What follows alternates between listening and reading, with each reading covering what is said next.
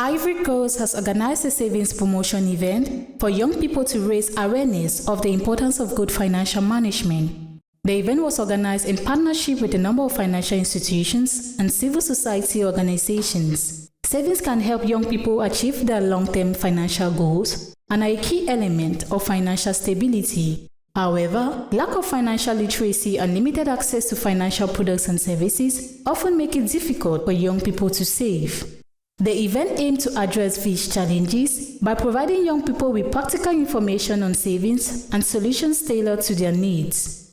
The participants had the opportunity to meet with financial experts, to attend presentations on the different types of savings products, and to take part in interactive activities designed to improve their understanding of financial concepts. The event was also an opportunity for the promotion of financial inclusion and the raising of young people's awareness of the importance of responsible financial management. Participants were encouraged to save and manage their money effectively by taking advantage of the financial services available to them.